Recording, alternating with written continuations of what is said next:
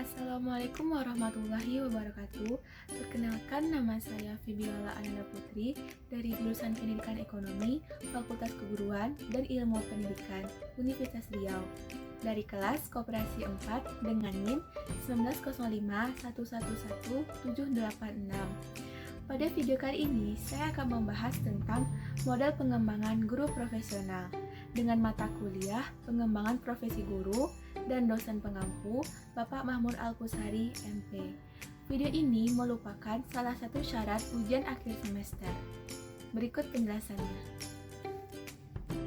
Selanjutnya, kita akan membahas tentang model pengembangan guru profesional. Pada pembahasan kali ini, kita akan membahas 3 topik. Yang pertama yaitu pengertian pengembangan profesionalisme guru, yang kedua, model pengembangan profesi guru, dan yang ketiga, bagaimana program pengembangan profesi guru. Nah, apa sih yang dimaksud dengan pengembangan profesionalisme guru? Guru merupakan salah satu faktor penentu berhasil atau tidaknya proses pembelajaran. Keberhasilan dalam penyelenggaraan pembelajaran sangat ditentukan oleh guru dalam memberikan pembelajaran bagi siswa. Pengembangan profesionalisme guru terutama harus didasarkan pada kebutuhan individu guru itu sendiri, selain kebutuhan institusi dan kelompok guru. Pengembangan guru berdasarkan kebutuhan institusi merupakan hal yang penting. Namun, hal yang lebih penting adalah berdasarkan kebutuhan individu guru untuk menjalani proses profesionalisasi. Karena substansi kajian dan konteks pembelajaran selalu berkembang dan berubah menurut dimensi ruang dan waktu. Guru dituntut untuk selalu meningkatkan kompetensinya. Upaya pengembangan profesionalisme guru perlu terus dilakukan secara berkelanjutan, yaitu berupa upaya pengetahuan, pemahaman, dan keterampilan yang berhubungan dengan tugas yang selalu mengikuti perkembangan kemajuan dunia pendidikan. Selanjutnya, pembahasan yang kedua yaitu model pengembangan profesi guru. Nah, model pengembangan profesi guru. Model ini ada 5 macam. Yang pertama yaitu Individual Guided Staff Development atau pengembangan guru yang dipadu secara individual. Pada model ini, guru melakukan cara untuk menilai kebutuhan belajar mereka dan mampu belajar aktif serta mengarahkan diri sendiri. Para guru juga harus memiliki motivasi yang tinggi saat menyeleksi tujuan belajar berdasarkan penilaian dari kebutuhan mereka. Model yang kedua yaitu observasi and assessment atau observasi dan penilaian. Pada model ini, guru menyediakan data-data yang dapat direfleksikan dan dianalisis dengan tujuan peningkatan belajar siswa. Refleksi oleh guru pada praktiknya dapat ditingkatkan dengan observasi lain. Contohnya, pembelajaran orang dewasa lebih efektif ketika mereka perlu untuk mengetahui atau perlu memecahkan suatu masalah. Dan guru juga perlu untuk memperoleh pengetahuan atau keterampilan melalui keterlibatan pada proses peningkatan sekolah atau pengembangan kurikulum. Model yang ketiga yaitu involvement in a development atau proses pengembangan dan peningkatan. Pada model ini, pembelajaran orang dewasa akan lebih efektif ketika mereka perlu untuk mengetahui atau perlu memecahkan suatu masalah. Dan guru juga perlu untuk memperoleh pengetahuan atau keterampilan melalui keterlibatan pada proses peningkatan sekolah atau pengembangan kurikulum. Model yang keempat yaitu training atau pelatihan. Pada model kali ini, berisi tentang teknik-teknik atau perilaku yang pantas untuk ditiru oleh guru di dalam kelas, seperti guru dapat merubah perilaku mereka dan belajar meniru perilaku yang ada di dalam kelas mereka. Model yang kelima yaitu inquiry atau pemeriksaan. Pada model ini merupakan wadah bagi para guru untuk melakukan kerjasama dan menyelesaikan permasalahan akan isu yang timbul agar praktik mereka bisa konsisten dalam bidang pendidikan. Dari kelima model pengembangan guru yang dijelaskan tadi, model training merupakan model pengembangan yang banyak dilakukan oleh lembaga pendidikan swasta. Pada lembaga pendidikan, cara yang populer untuk pengembangan kemampuan profesional guru adalah cara training dan cara inquiry atau pemeriksaan. Menurut Sutibjo dan Kosasi, pengembangan sikap profesional guru dibedakan menjadi yang pertama yaitu pengembangan profesional selama pendidikan prajabatan. Dalam hal ini, pendidikan prajabatan, calon guru membutuhkan berbagai pengetahuan, sikap, dan keterampilan yang nantinya akan diperlukan dalam pekerjaannya. Guru merupakan suatu profesi yang berhubungan langsung dengan siswa, lingkungan sekolah, dan lingkungan masyarakat, di mana guru menjadi panutan bagi siswanya, dan bahkan bagi masyarakat sekelilingnya. Oleh sebab itu, perlu adanya pengetahuan, sikap, dan keterampilan yang memadai. Pengembangan sikap kedua yaitu pengembangan profesional selama dalam jabatan. Dalam hal ini, banyak usaha yang dapat dilakukan untuk mengembangkan sikap profesional guru dalam masa pengabdian sebagai guru. Antara lain, dapat dilakukan dengan cara formal maupun secara informal. Peningkatan profesional melalui cara formal dapat dilakukan dengan cara mengikuti penyetaraan, lokakarya, seminar, atau kegiatan ilmiah lainnya. Selain itu, profesionalisme guru juga bisa dilakukan dengan cara informal, yaitu melalui media televisi, radio, koran, majalah, dan media publikasi lainnya.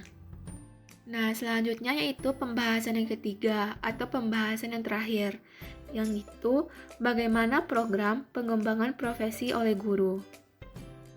Program pengembangan yang pertama yaitu program peningkatan kualifikasi pendidikan guru. Sesuai dengan peraturan yang berlaku bahwa kualifikasi pendidikan guru adalah minimal S1 dari program keguruan. Maka jika masih banyak guru yang belum memenuhi syarat pertama ini, maka program diperuntukkan bagi guru yang belum memenuhi syarat ini, yaitu untuk mengikuti pendidikan S1 dan S2 pendidikan keguruan. Yang kedua yaitu program penyetaraan dan sertifikasi. Program ini diperuntukkan bagi guru yang mengajar tidak sesuai dengan latar belakang pendidikannya atau bukan berasal dari program pendidikan keguruan.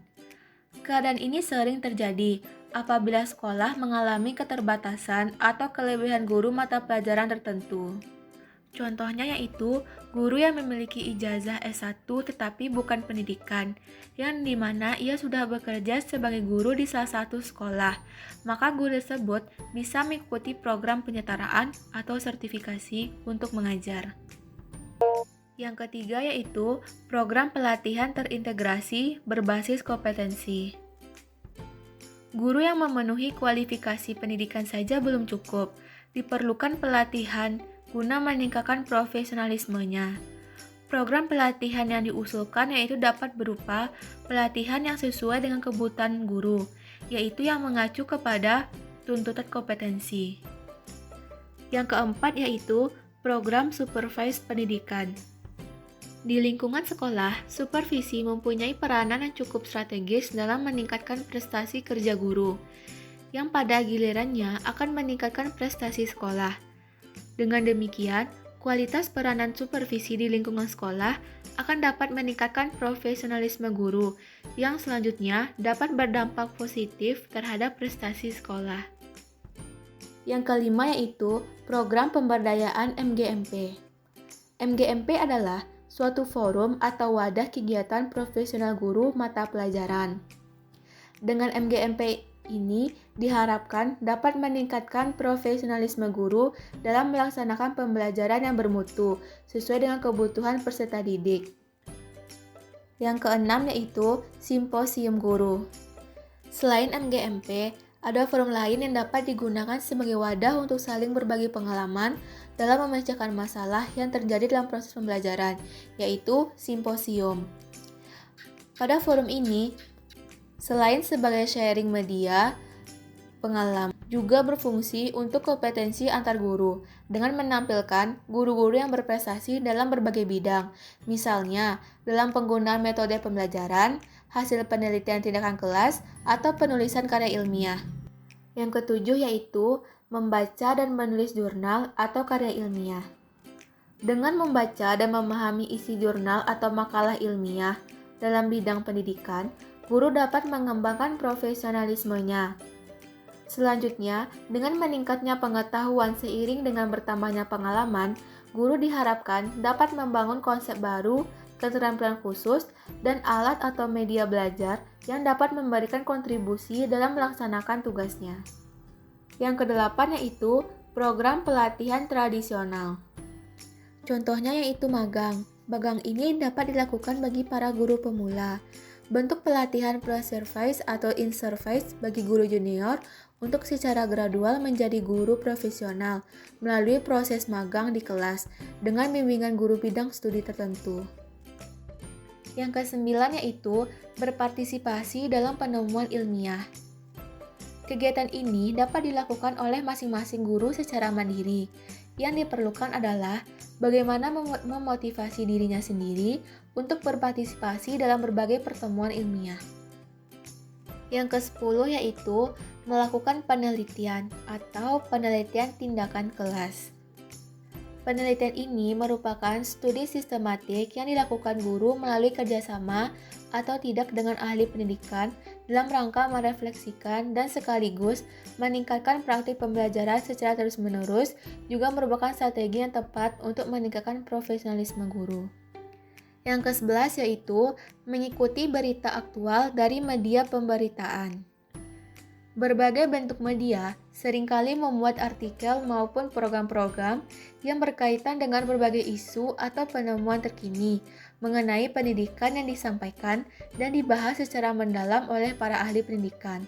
Oleh karena itu, penggunaan media pemberitaan haruslah secara selektif yang terkait dengan bidang yang ditekuni oleh guru, yakni dapat membantu proses peningkatan profesionalisme guru. Yang terakhir yaitu berpartisipasi dan aktif dalam organisasi profesi. Dapat dilakukan dengan cara menjadi anggota organisasi atau komunitas yang nantinya dapat meningkatkan profesionalisme seorang guru. Dalam hal ini, yang terpenting adalah guru harus pandai memilih suatu bentuk organisasi profesional yang dapat memberi manfaat utuh bagi dirinya melalui bentuk investasi waktu dan tenaga. Nah, sekian pembahasan dari saya. Terima kasih kepada teman-teman telah menonton video saya tadi. Semoga penjelasan yang saya sampaikan tadi bermanfaat bagi kita semua. Assalamualaikum warahmatullahi wabarakatuh.